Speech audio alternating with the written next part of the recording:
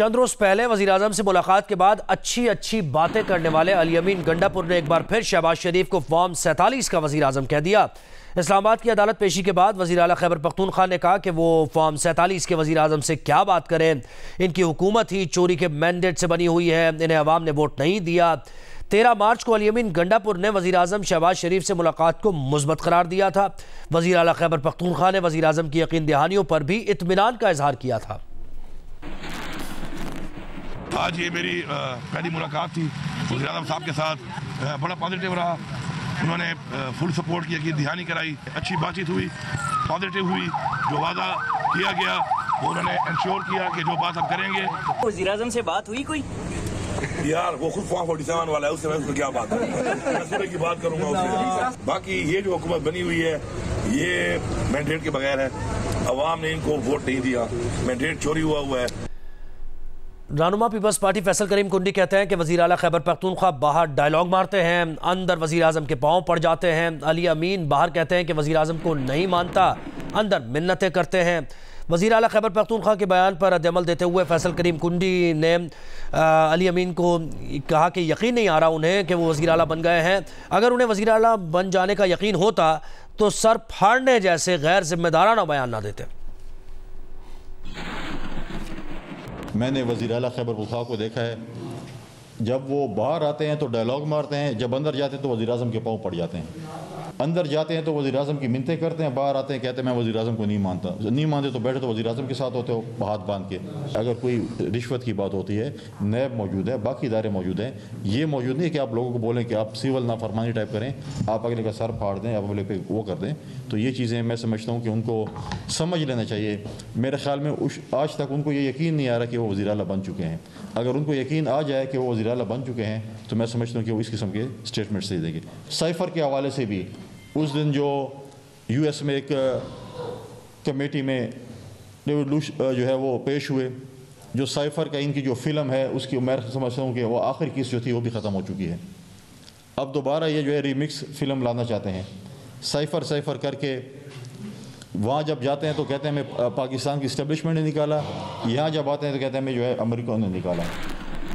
Bulletin के सिलसिले को आगे बढ़ाते हैं। कंदकोट में पुलिस से बेखौफ डाकुओं की एक और स्कूल टीचर को अगवा करने की कोशिश की गई है। अगवा में नाकामी पर डाकुओं ने स्कूल टीचर अब्दुल रहीम बचकानी और वालिद को जख्मी किया। कंदकोट में ही चंद रोज काबिल प्राइमरी टीचर अल्लाह रखे नंदवानी को कत्ल किया गया था। आज डाकुओं के हाथों शदीद जख्मी होने वाले उस्ताद अब्दुल रहीम का कच्चे के स्कूल में पढ़ाने वाले टीचर्स को तहफ़्फ़ुज़ देने का मुतालबा किया गया है।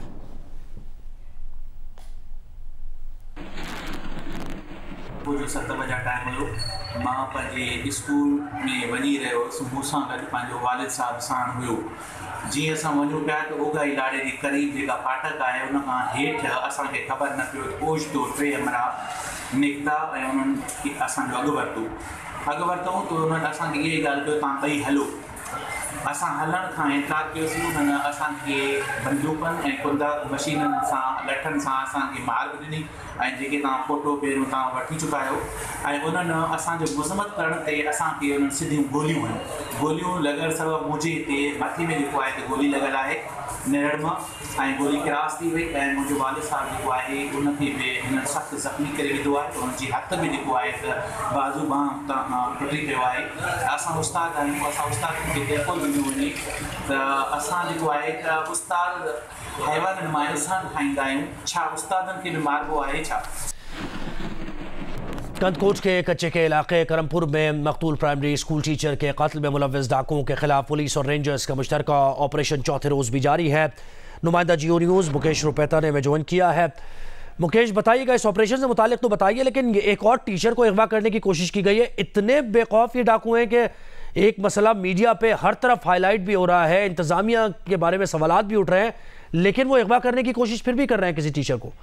जी बिल्कुल, ये आज जो है ये वाकया टीचर जो है वो गवर्नमेंट हाई स्कूल जा रहा था, लेकिन देखिए हालत इस वक्त ये अफसोसनाक हालत इस तरह है कि टीचर जो अपने के हिसाब से अपने रिटायर जो टीचर था उस वालिद रिटायर्ड टीचर है इसका, उसके साथ वो जा रहा था। इस वजह से जा रहा था कि ताकि एक ही जगह पे दो हो और अगर कोई मसला होता है तो दोनों उनके साथ फेस करें। लेकिन जैसे ही स्कूल की तरफ जा रहे थे कि रास्ते में उगाई पुल है, वहां पे उनको रोक कर डाकुओं ने जो है कहा कि चलो हमारे साथ। उन्होंने जब मना किया तो उन पर मजम्मत की, तो उन पर गोलियां चलाई। गोली चलने से उस्ताद जो है उसमें वो जख्मी हो गया। एक गोली जो है सर से क्रॉस कर गई, जिसकी वजह से वो जख्मी हो गया। उसके वालिद को जो है जो रिटायर्ड टीचर है उस पर तशद्दुद करके फिर डाकू फरार हो गए। सूरत हाल ये ऑपरेशन, जहां तक ऑपरेशन की बात है तो ऑपरेशन पुलिस का ये आपको मेरे जैसे सबको पता है कि पुलिस ऑपरेशन कामयाब क्यों नहीं हो रहे हैं, क्योंकि पुलिस के पास वो वसाइल नहीं है। पुलिस के पास तो जो होने चाहिए ऑपरेशन के लिए कच्चे में जो चीजें होनी चाहिए, आलात होने चाहिए, वो मौजूद नहीं है, असला नहीं है। ये बार बार ये 4 दिन से ऑपरेशन चल रहा है। कच्चे में क्या सूरत हाल है इन ऑपरेशन से मुताल्लिक वक्तन फवक्तन आपसे डिटेल्स लेंगे। मुकेश, बहुत शुक्रिया आपका। कराची के इलाके सुराबगोट में डाकू की फायरिंग से 8 साल का बच्चा जाँ बहक, जबकि उसका 20 साल चाचा जख्मी हो गया। पुलिस ने डाकू को पीछा करके मुकाबले के बाद हलाक कर दिया। औरंगी टाउन में डाकुओं ने मोबाइल छीनने के बावजूद शहरी को कत्ल कर दिया। सोराबगोट जुनेजू कॉलोनी में डाकुओं की फायरिंग से 8 साल का इसरार जाँ बहक हो गया, जबकि इसका चचा बाज जख्मी हो गया। ये बच्चा पराठा पर अपना वालिद साहब के साथ आया हुआ था, बैठा हुआ था साहब ने, वो डकैत आपस में लड़ा और डायरेक्ट फायरिंग किया। ये बच्चे को लग गया, बच्चे को मार दिया। और उसका दूसरा चाचा है वो ज़ख्मी है, वो हॉस्पिटल में है। उसका भी पता कोई नहीं है कि वो कैसे है, वो ज़ख्मी बहुत ज़्यादा है। उसको ये कमर पे लगा हुआ है, दिल के करीब। पुलिस ने डाकू का पीछा किया और सोराबगोट नदी में फायरिंग के तबादले में डाकू मारा गया, जिसकी शनाख्त नसरुल्लाह के नाम से हुई। उस पर 10 मुकदमा दर्ज हैं। बच्चे की हलाकत के बाद इलाका मकीनों ने सोराबगोट थाने के बाहर एहतजाज भी किया था। दूसरी जानिब SSP वेस्ट के मुताबिक औरंगी टाउन सेक्टर 11:30 में फायरिंग से एक शख्स जाँ बहक, दूसरा जख्मी हो गया। मुल्ज़िमान ने शहरी से मोबाइल फोन छीना और फरार होते हुए फायरिंग कर दी। मकतूल की शनाख्त अख्तर जेम्स के नाम से हुई। जियो न्यूज से बात करते हुए मकतूल के भाई अरसलान जेम्स ने बताया कि भाई हस्ब मामूल गली में बैठा था कि 2 स्ट्रीट क्रिमिनल आ गए, मोबाइल फोन देने के बावजूद सर में गोली मार दी।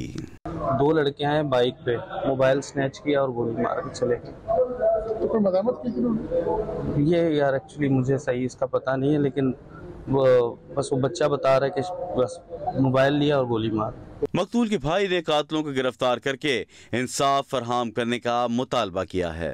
राजनपुर के कच्चे के इलाके में पुलिस का डाकुओं के खिलाफ ऑपरेशन जारी है। नुमाइंदा जियो न्यूज़ इलियास रजा हमें डिटेल्स देंगे। इलियास, बताइए क्या अहवाल है आपके पास? जी, कुछ रोज कबल तो ये लोनी गैंग और दुलानी गैंग थे जिन्होंने 2 मगवी को कत्ल करके उनकी लाशें दरिया में फेंक दी थी। तो पुलिस ने आज उनके खिलाफ यहाँ पर ऑपरेशन किया है कच्चे में।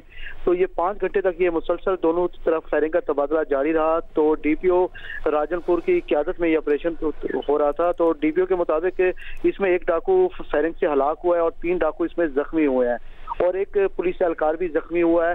और पुलिस डाकू की कमीन गांव में दाखिल हो चुकी है और वहां पर उन्होंने उनकी कमीन गांव को भी आग लगा दी है और डाकू वहां से अपने जख्मी को लेकर फरार हो गए हैं।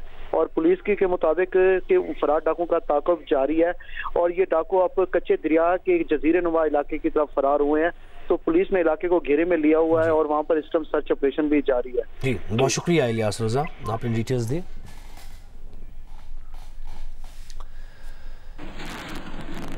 पीपल्स पार्टी की सेनेटर शहरी रहमान कहती हैं कि अक़वाम मुत्तहिदा के मुताबिक 2025 तक पाकिस्तान में पानी की शदीद किल्लत होगी। पानी के आलमी दिन की मुनासबत से अपने पैगाम में शहरी रहमान ने कहा कि दरिया सिंध समेत दीगर आबी वसाइल का तहफ़्फ़ुज़ करना होगा।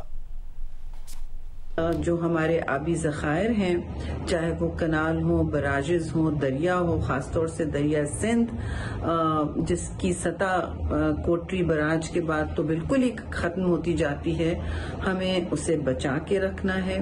पानी है तो हयात है, पानी है तो सब कुछ है।